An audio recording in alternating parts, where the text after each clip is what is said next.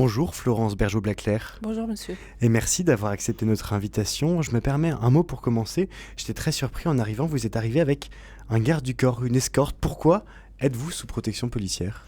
Moi, ça fait déjà un petit moment, ça fait une dizaine de mois maintenant que je suis sous protection policière suite à plusieurs menaces, dont des menaces de mort, qui ont donné lieu d'ailleurs à un procès et une personne a donc écopé d'une peine de prison ferme de 15 mois, je crois. Ça a été pas mal médiatisé à l'époque. Et effectivement, disons que la dangerosité est estimée suffisamment haute pour que le ministère de l'Intérieur m'octroie une protection policière permanente, dont je ne peux pas vous décrire évidemment le dispositif. Évidemment, et vous avez enquêté pendant de longues années, vous êtes spécialiste du frérisme des frères musulmans. Les auditeurs ne sont pas forcément bien au courant de ce que sont les frères musulmans. Est-ce que vous pourriez rappeler ce que c'est que cette organisation islamite sunnite ? Alors d'abord, je me présente un petit peu. Donc, je suis docteur en anthropologie. Je travaille sur les normativités islamiques, si vous voulez, un peu la vie des normes. Normativité, ça veut dire la façon dont les normes en fait, se déploient dans un nouvel espace, un espace sécularisé. Les normes islamiques, je veux dire.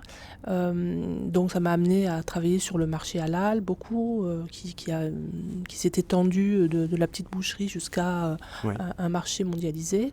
Et puis, au fil du temps, j'ai précisé un peu ma recherche sur les frères musulmans que j'avais rencontrés dans mes premières études, mes premières enquêtes à Bordeaux en 1992-93. Dès 1992, vous aviez identifié les frères musulmans ? J'ai déjà fréquenté une mosquée qui est la première mosquée vraiment sur laquelle je fais ce qu'on appelle en anthropologie de l'observation participante. Donc, c'est-à-dire l'observation participante, c'est une forme d'infiltration en fait, mais à découvert d'un milieu où on se présente, on est chercheur. Et vous cherchez à mieux comprendre comment fonctionne cette mosquée. Et donc, si vous voulez bien m'inviter à participer à vos activités, et puis finalement on se fait reconnaître pour ce qu'on est, et puis après on vous attribue aussi peut-être une volonté, dans ce cas-là c'était une volonté de me convertir, les sœurs avec qui je suivais les activités d'enseignement religieux, les voyages, etc. Qu'avec des femmes ?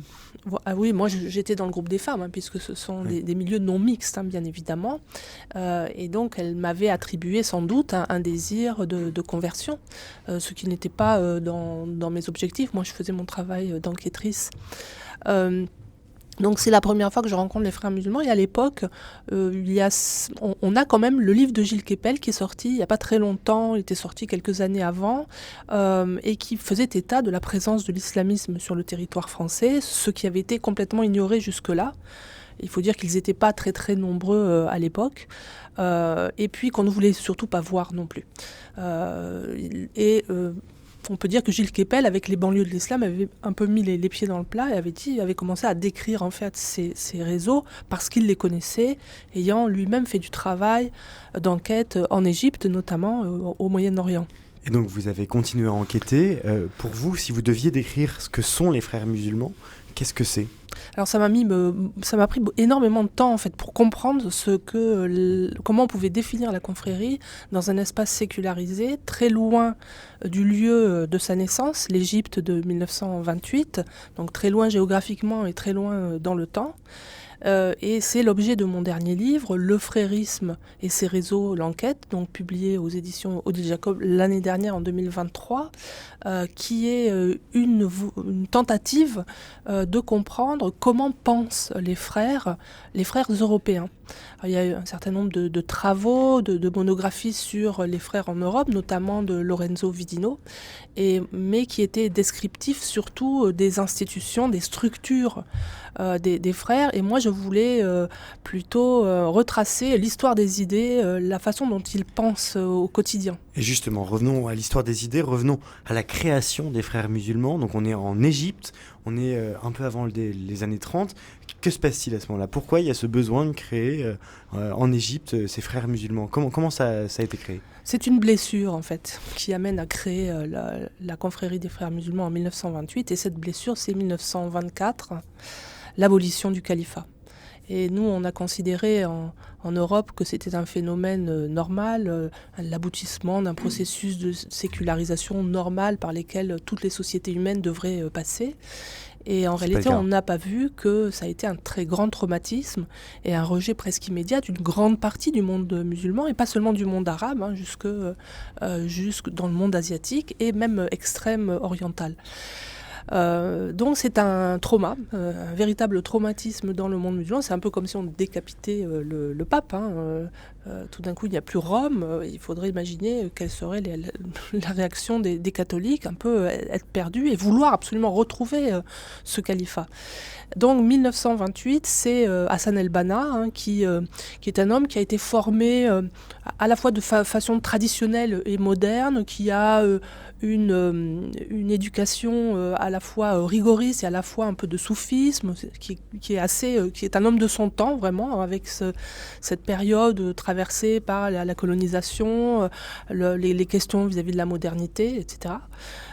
Lui décide de mettre en marche en fait une sorte de milice qui se présente au départ comme sous l'aspect de l'aide sociale, aider les gens finalement à remplacer l'État défaillant, hein, ces nouveaux États-nations qui ne sont pas vraiment, qui sont assez corrompus déjà à l'époque. Donc toute une organisation, mais en quoi elle arrive en France et même en Europe, dites-vous, des décennies plus tard? On a du mal à faire le lien entre cette blessure qui est vraiment dans un monde arabe, musulman, très circonstancié.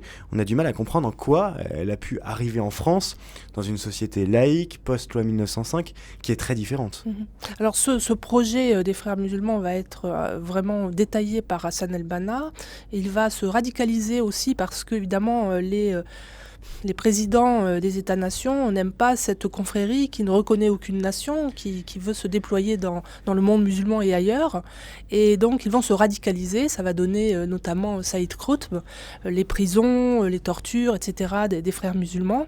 Et certains d'entre eux vont donc s'expatrier dans les pays occidentaux, où ils ont la liberté de réunion, la liberté d'expression, et où ils se rencontrent venus de plusieurs continents, avec cette fois-ci un projet d'islamisation des terres non musulmanes. Parce que vous parlez de confrérie, ça veut tout et rien dire. Une confrérie, en France il existe des confréries, ça veut dire quoi une confrérie au sens des frères musulmans? Alors la société des frères musulmans au départ se conçoit évidemment comme une volonté de former un groupe secret, donc des frères qui se reconnaissent entre eux. Alors il y a certainement diverses influences, mais je ne voudrais pas rentrer dans ce sujet-là pour le moment. Mais donc rester dans le secret et puis essayer de mobiliser les frères, les sœurs pour installer en fait d'abord le califat. Hein, c'est ça l'objectif des frères musulmans. Est-ce qu'ils ont cet objectif, il est affiché? Est-ce qu'il est assumé que la volonté est de restaurer le califat?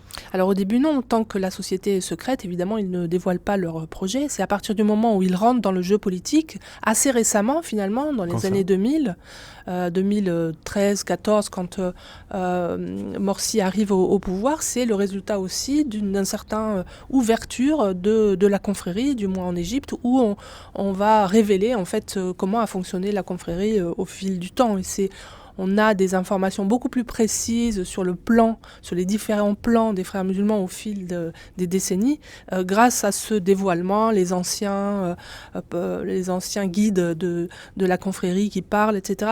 Aujourd'hui, on sait aussi, grâce toujours à des témoignages d'ex-frères musulmans, que la confrérie s'est implantée dès les années 1960, qu'elle a effectivement recruté parmi les jeunes issus de l'immigration, avec des méthodes qui n'étaient peut-être pas tout à fait adaptées à la mentalité des jeunes issus de l'immigration musulmane, et donc avec quelques difficultés. Ils ont ouvert aussi la voie à tous les mouvements piétistes, salafistes, qui sont venus un peu s'engouffrer dans la brèche ouverte par les frères. Pourquoi est-ce que cette brèche a été verte? Pourquoi est-ce que les frères musulmans ont eu besoin de, j'allais dire, accueillir ces autres mouvements, ces autres Ils les ont pas accueillis, ils ont subi, hein, les frères au départ, ils ont plutôt subi l'arrivée des wahhabo-salafistes, des autres sectes venues...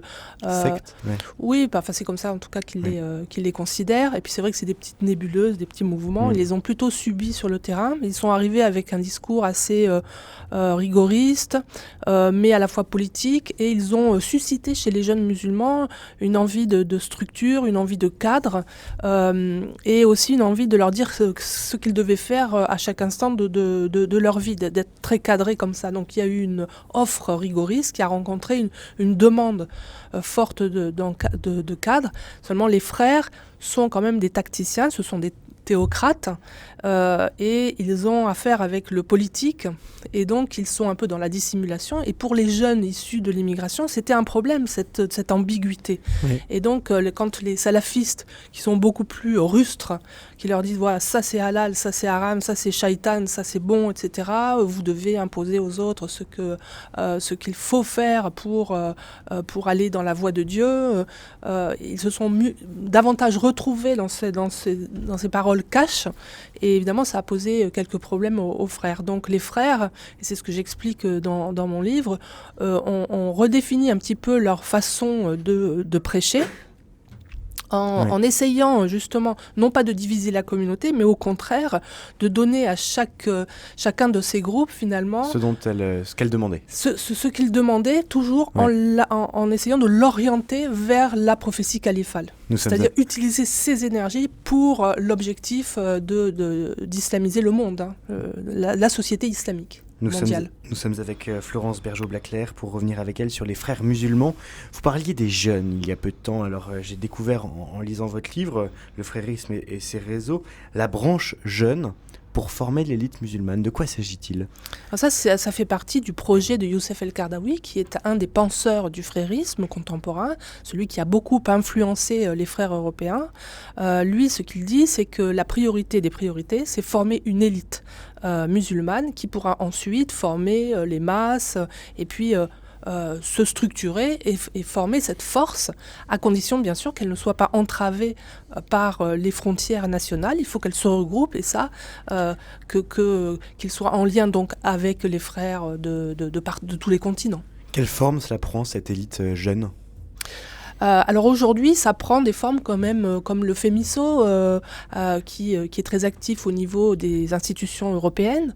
Donc la FEMISO, c'est vraiment la fédération des différentes associations ou syndicats d'étudiants musulmans partout en Europe. Ils veulent former donc une force de lobbying. Évidemment, ils nient toute appartenance à la confrérie, mais ça, c'est pas très important. Pourquoi ? C'est quand même important, ce point-là. C'est qu'effectivement, eux nient être en lien avec les frères musulmans. Vous dites que le lien, il est avéré ? Oui, bien sûr, le lien est avéré. Ça, je le démontre dans mon livre. Oui, c'est important dans le sens où ça dit quelque chose de leur mentalité et de leurs objectifs qui sont pas découverts. Ça, c'est vrai. Mais de toute façon, ils sont fréristes parce que leurs références sont fréristes, parce que leurs objectifs sont fréristes, parce que leur structure est frériste. Mais c'est vrai que quand on vous entend, on se dit mais c'est quoi cette société secrète avec des gens qui sont plus ou moins dedans ? Comment est-ce qu'on en fait partie ? Je vais être un peu cash, mais on a un peu l'impression que vous nous parlez de la franc-maçonnerie avec tout le secret que qui peut être autour de ça. C'est pas très clair, alors qu'en fait, la réalité, on peut se dire, ça se trouve, elle est beaucoup plus pragmatique que ça. Il faut pas trop essayer de voir le loup là où il n'est pas. Mais d'ailleurs, même pour la franc-maçonnerie, je crois qu'il y a beaucoup d'injustices à leur égard. C'est dans une société qui est semi-secrète. Il y a beaucoup de gens qui disent qu'ils sont francs-maçons. Leurs activités sont connues. Ils ont des sites internet. Ils ne se cachent pas vraiment. Donc c'est une confrérie secrète dans le sens où voilà, chacun est tenu d'être discret, de silence dans l'espace public. Sur les frères musulmans. Mais les frères musulmans, c'est très différent. C'est vraiment une confrérie parfaitement secrète parce que leur projet est subversif. Et que pour les démocraties, il est inaudible. Et donc, évidemment, c'est une intelligence. Le frérisme est intelligent. Il a compris qu'il ne pourrait pas se heurter comme ça de plein fouet, frontalement, aux démocraties. Donc, il contourne les principes démocratiques. Enfin, en tout cas, ils utilisent les principes démocratiques, la liberté d'expression, etc., contre la démocratie. Et vous dites que la mission est de former... Pour la théocratie. Vous dites que la mission est de former l'euro-islam, c'est-à-dire une Europe charia compatible. C'est quand même fort. Alors ça, c'est pas la mission, ça c'est un moyen. C'est pas l'objectif. Si vous voulez, il y a donc la terre islamique. Bon, elle est déjà islamique. Ensuite, il y a la terre de mécréance. Nous sommes en terre de mécréance. C'est assumé, ils le disent ? Oui, au début, ils le disent. C'est la terre des mécréants, la terre, le Dar el-Harb aussi, c'est la terre de la guerre, la terre où l'on doit combattre pour imposer. C'est la terre du djihad. Et Là, on est dans la une période intermédiaire que moi, j'appelle charia compatible, mais qu'ils appellent Dar el-Had, c'est-à-dire la terre du contrat. Donc pendant cette période-là, il faut habituer les sociétés et leur faire désirer en fait l'islam. C'est pas un mouvement guerrier, il n'en a pas les moyens.